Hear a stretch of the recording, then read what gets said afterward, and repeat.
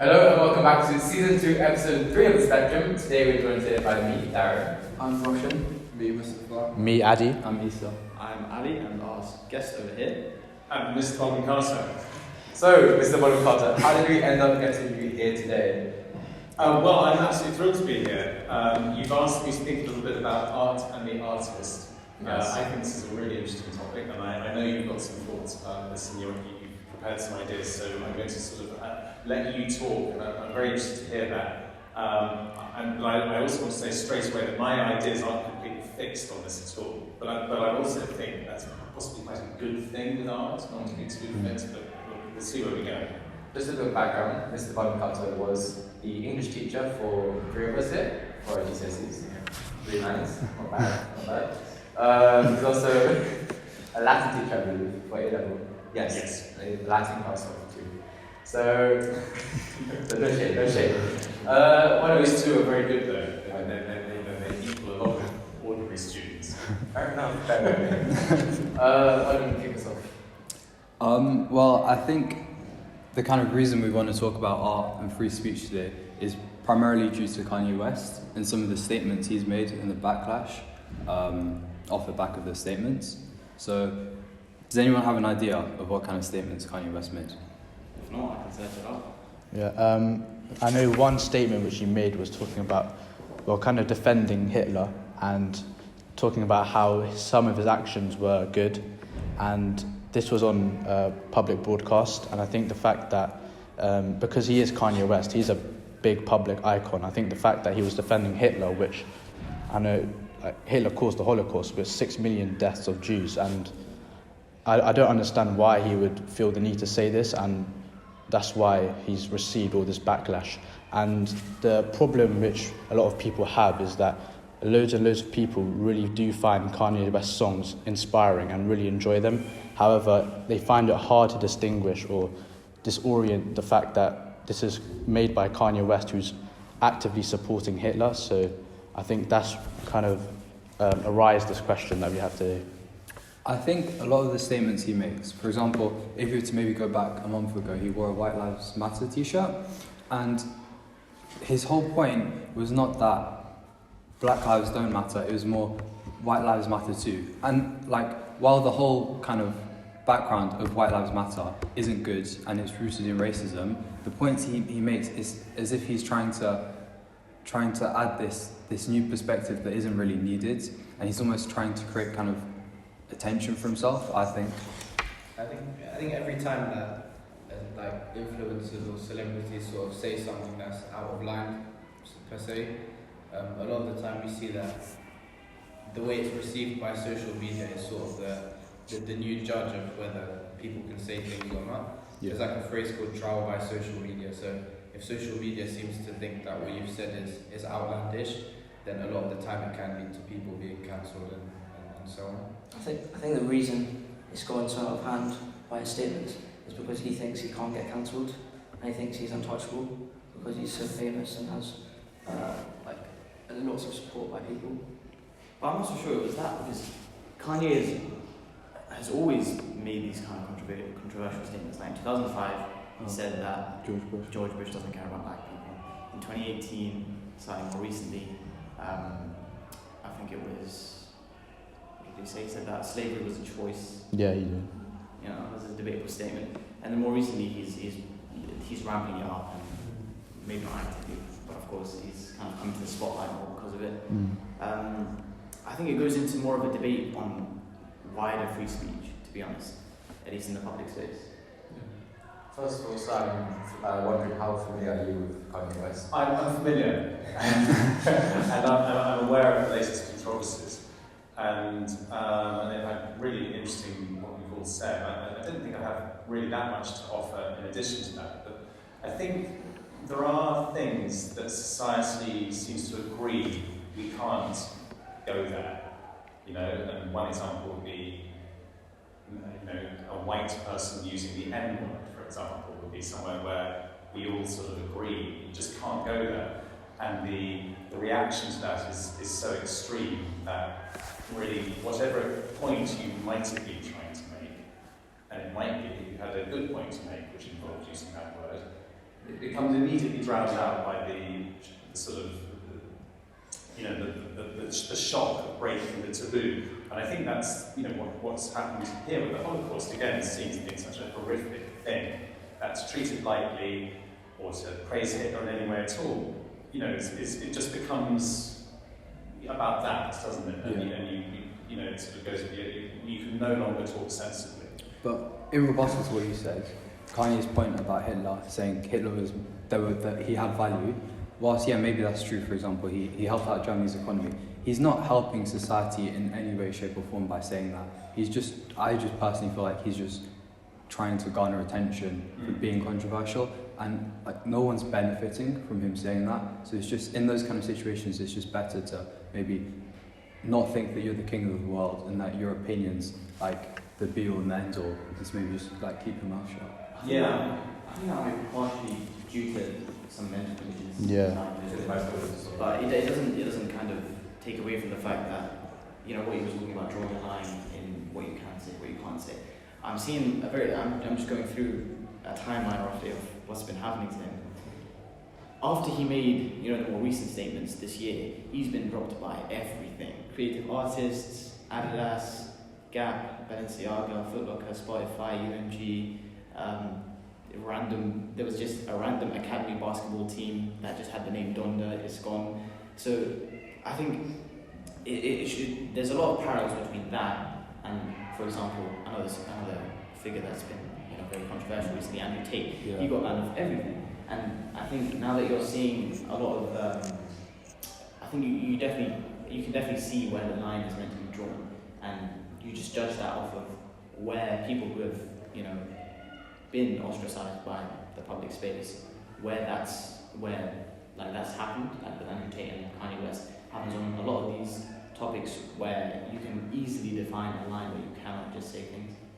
I think we can all agree that Kanye West has crossed the line at some point and he has faced repercussions, but from a personal perspective, I don't stop listening to his songs at this point.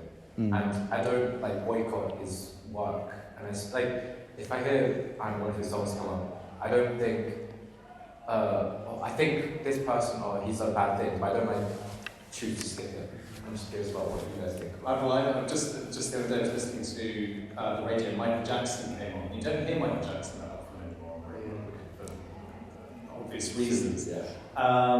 And yet I was thinking, it's a brilliant, his music is brilliant. He's an outstanding performer and singer. And I think perhaps what one does is you need to sort of think about what it is that you're admiring. I don't know Kanye's music, but I imagine that there's a great technical skill and ability, and there are plenty of things that you can admire. And this is the interesting thing, isn't it? What is it that we admire about art? What is it we're seeing? And I think there are many things that we admire. One of which is this sort of technical ability. I don't think there's anything wrong with admiring the technical brilliance of Kanye.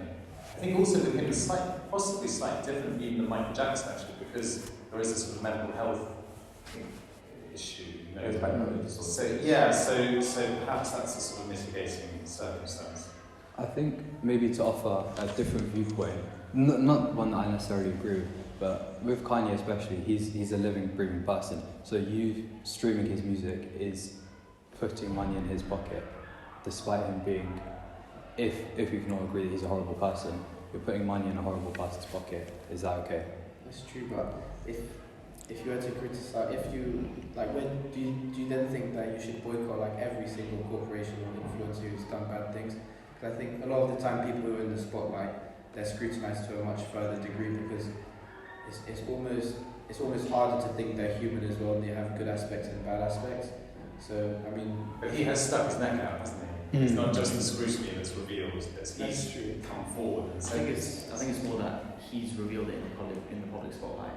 He's kind of exposed himself on a public scale. Yeah. Whereas those things, perhaps big corporations and other celebrities, maybe they do. As they say they definitely do or definitely don't, but they haven't outright said that. They haven't outright brought attention to it, and so they're scrutinized. Yeah. For me, I think the fact that Kanye has actually spoken by himself out regarding all this thing. So, for example, if we have someone like R. Kelly, who's also who was in a similar boat to Kanye West as he is now. But R. Kelly was only spoke out about it because he was caught. And the same, for example, like actors like Kevin Spacey, he was caught doing all the, I'm not going to say what they did, but doing all this like misdemeanor. And I think there's a difference because, as you said, we can support Kanye as he is still getting revenue from us streaming his songs. However, those other people, their works, they're not benefiting. So it's okay to watch a Kevin Spacey film. Like, I'm not going to deny that R. Kelly doesn't make a good R&B song. Like, you can still stream it, but I think now if you actively support an artist like Kanye, you are putting money into his pocket. And I think that, in a way, if we are appreciating his art, we're also, I guess, appreciating the artist as well, because we are, in a way, helping him or making sure that he benefits from it. So I personally think that we can't really separate the art from the artist if we are still ensuring that the artist is benefiting from it. I would argue that if you're still streaming his songs, then you're appreciating the artist for his art. If you were to appreciate Kanye for his views, you would go and go on Twitter and start tweeting similar things to him. So I think we can draw. But what about the fact that, as said, that you're kind of funding his views? He's actually a politician now, isn't he? He's I think the effect there is so negligible that it wouldn't matter. I think on a personal scale, if people choose to boycott, I don't think there should be an obligation for others to. And I think if people choose not to, I think it's like a personal thing, because ultimately, if you're repulsed by seeing him on your Spotify, then by all means go and remove him. Do you think there's a slightly wider question? I mean, it's really interesting having this conversation, because I'm in the back of my mind, I'm thinking, I've got friends who are boycotting the World Cup, and they're not watching it, and isn't like football, and there's something getting a bit flaky, but that we feel a sort of pressure on us to make these decisions, that perhaps there's more about where we all are in modern society, that we're constantly feeling under pressure to sort of slightly define ourselves and say what sort of people we are, and to demonstrate that we're on the right side of all these arguments and things. I just wonder if that's... Yeah, I massively agree with that, because, for example, in terms of like politics right now, I don't like to say I have a certain opinion, because I don't think I've learned enough about politics to say I'm on one side or another. So I think it's more beneficial if you're not educated enough, and you can admit that. I think it's quite an admirable thing to sort of put yourself on a not yet. To not feel that you have to come down the whole time. Because I think the danger of choosing a side is you end up believing, like, you end up finding it difficult to not agree with that side once you've chosen with it, if that makes sense. So now the choices of others become the choices you'll make in the future. So I do think it's quite beneficial just to put yourself on hold for a bit until you know a bit more about certain subjects. I think it's a very brave thing to say that you don't know enough about something to form an opinion. There's so many, like, you're so pressured to have this one stance or something, like such binary arguments and debates. You're so forced to having one opinion that perhaps it's not beneficial, and it may be best to just be able to say, I don't know enough to say about this. And also, is it really going to make that much difference? We deciding I'm not going to visit Kanye, that would make any difference.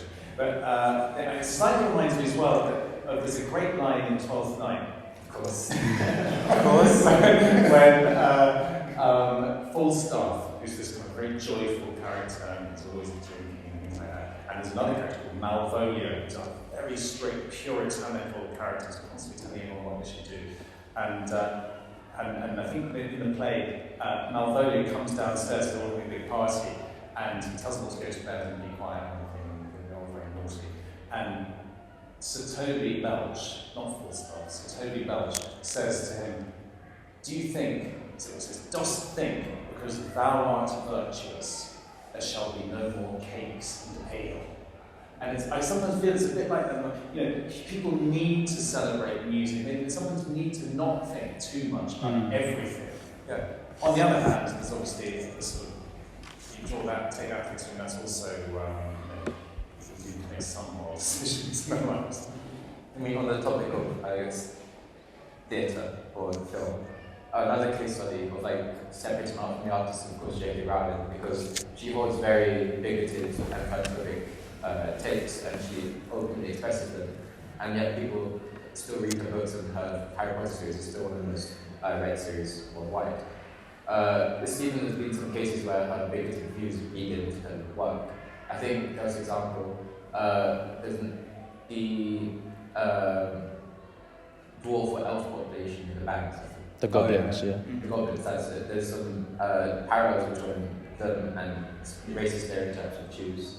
And I think mudbloods or giants also, the parallels drawn between that and treatment of people, gay people with HIV and AIDS. So there are some examples where you can't separate one person's art from the artist because it's so deeply intertwined and you can't separate them. I think that comes into more of a debate on morality though. Like, where do you stand on that position? Because if you take into account like Qatar, they have a very different view of morals from the West. They think that transgender homosexuality, no, it's not. Yeah, they probably make J.K. Rowling. So, like in that case, because if you saw this from an Eastern viewpoint, I'll say Eastern as a collective term. Perhaps that's not actually the case. But if you saw this from an Eastern viewpoint, like the J.K. Rowling tweets, then you're going to see it differently to how somebody who is staunchly part of the Western morality idea, you're going to see it very differently, isn't it? I think. Oh, sorry, Mr. No, go ahead. No, please. I mean, on the point of like Western views and Eastern views, I saw something quite interesting. It was essentially the two most popular branches of Western philosophy. So, in terms of morals and ethics, so utilitarianism and deontological, something to do with that. They both tested homosexuality and being transgender against like a Western view, and it was found that both of those two most popular branches of Western philosophy wouldn't have agreed with it either. I think I've seen the same thing. So I'm not well versed in the full explanation, but so if you took homosexuality from a utilitarian point of view. Oh, so you're talking about the racist. So the sort of tyranny of the majority in a sense that might make more people might not be homosexual, and therefore they might their pleasure outweighs their pleasure in their not being homosexuality outweigh. I see what you mean. Yes, well that's the tyranny of the majority, isn't it? And then the same with the second branch as well. But I'm sure in the East as well there'll be some views where we'd expect them to perhaps be against homosexuality where they aren't. So I think it was a good point you made to refer to the East as like a collective, but not to assume that all Easterners would have the same view. I think I've seen something very similar to that. Either it's the same video or something. It is. So yeah, I think it probably is the same video. It was saying that the West has zero morality, and that morality in the West is all personal, whereas morality in the East, because it's largely based on religion, is going to be fixed, objective, but it's not going to be. It's not going to agree with everything in the West. But then you've got people in the East, in prison because they've been fighting for gay rights or whatever it is. So, Yeah, I mean, it's just a difference in morality, and I don't know how to explain it other than the West. Would you all find it easier to come to morals yourself, or to be told, assuming that you believe that your source is reliable, to be sort of given your morals from birth? I always find I get different answers from different people. So for me personally, I think that morals stems from within oneself. I think that you can't have this premeditated moral, and you can't have it from birth. You can't, because you develop as a human being and you experience different things. For example, if someone who has never met, like for example, if I live in the East and haven't had this exposure to, let's say, transgender people or gay people, if you, draw a parallel, not draw a parallel, but have this mirror against the West, or someone who's never, experienced the religious side of the East and has many friends who are transgender, obviously their morals are going to be very, very different. So I think it will stem from a personal side. But for example, when you talk about J.K. Rowling, I think we can't disregard the fact that her books are one of the most successful books and also shaped like a generation. But I do think the fact that her links with how she's not necessarily be anti-Semitic, but links to I guess, Jewish people, and also how she was named, like, for example, one of the black characters called Kingsley Shacklebolt, which is, I guess you could find... Yeah, the singular East Asian character called Cho Chang. Yeah, there is... Yeah, but I think I respect your right to be offended by that, obviously. But I think once you go looking in any novelist's work, you will find offence, you'll find it. And that would be true of anyone. And I think with J.K. Rowling, and I happily read those books to my boys when they were growing up. Of course, and you're also related to the J.K. Rowling. That's Bellatrix, yeah. I think that there's an example where I would probably differ, I think, in terms of how offended I feel by J.K. Rowling. And I just think generally with morality, we need to be careful that we're not constantly looking for differences. Because we'll find them. Boy, will we find them everywhere. And actually, there's so much more that sort of is there to unify us if we look for it. And it just seems a shame that one of the problems, I think, with modern society, fueled by the internet, is that we're all becoming hyper aware of our differences. That's a probably quite dangerous place to be going, and we all need to take a deep breath, I think, and show a bit more forgiveness. Yeah, I think it's actually quite ironic because the internet, when it was, initiated, that was originally, as a concept, it was going to bring everyone together. But perhaps it's made us more divided than now, actually. I think so, definitely. And people who would never have, people say things on the internet that they wouldn't dream of saying. So they become entirely different characters. It's interesting, we literally just talked about this today in history. Mrs. Edmund was talking to us about, throughout history, people have always looked for differences and reasons to be angry. We're talking about Scots and English. But I don't think it's fair to just blame the internet, because there's always been a thing where people will look for the stuff that divides us rather than looking for what we have in common. Well, that's why we have, in society, we have institutions, the state, which try to provide for difference, which try to say, okay, well, we have different opinions, and we'll have a system that allows, regular changeover of government and things like that, and there are ways of allowing different opinions to thrive, and we all need to be I think, as forgiving as we can be of each other's different opinions. I feel like we've slightly drifted away from art and the artist, haven't we? I mean, that's the point of the podcast. That what always happens. Well, would you have to go now? No, I've got it. So I was enjoying it. I was interested. Charlie Hebdo. Charlie Hebdo, yes. Who's going to start? Who's got an opinion? I've got an opinion. So introduce it first. Yeah, so Just a brief. 2015, a French magazine. I think the name was Charlie Hebdo, or the I think so, it was Charlie Hebdo, and they wrote a cartoon, they drew a cartoon of the Prophet Muhammad, and that deeply infuriated many Muslims for putting their prophet in a bad light. So, And then the consequence of that was that someone was killed. So more than one person, the whole excellent team. Yeah, it says here that the two French Muslim brothers forced their way into the offices, murdered 12, injured 11. Okay. That was... Okay, so let's start from the beginning. Was the caricature or the publishing of the image, was that all?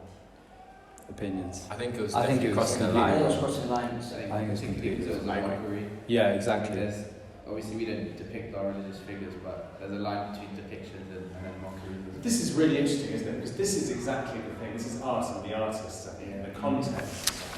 You see, France has the context of religion in France is really, really interesting, and the position it holds in the state. Because with the French Revolution was a rejection of religion, and that's why you're not allowed, I think, to wear religious symbols and hijabs and crosses and things in public in France, because they were responding against an incredibly, sort of totalitarian regime that was oppressing them. And so it's always been extremely important for the French that they can say what they like, especially about religion.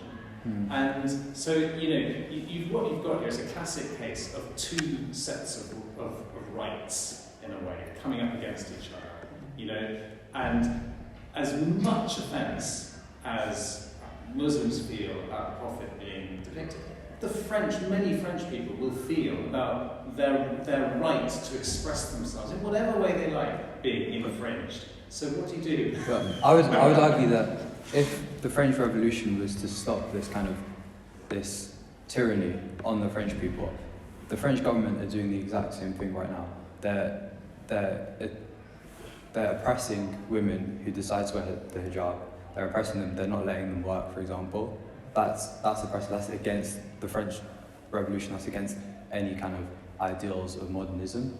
So I just think they're completely in the wrong. I mean, one thing I do find quite interesting is, so in France, like I believe that people are allowed to be religious as long as it's sort of like kept on. Like, so in your house you can be as religious as you like. And in Qatar, one of the officials said that people who are homosexual, like in their houses, like that's fine. Yeah, I was just that's But firmly in it's the public display of affection between either heterosexual or homosexual people. Yeah. So you've uncovered a classic piece of hypocrisy there. Yeah. Of which we're all guilty to a greater or lesser extent. And so what do? You know, because if we could get into an endless toing and froing, but you do that, but we do this, but you do that, it gets us absolutely nowhere. And so, you know, we have to both get to a place where all of us can probably put up with a bit more offence. Yeah. And show a bit more understanding, so as perhaps not to cause the offence, but those are the things we should be after.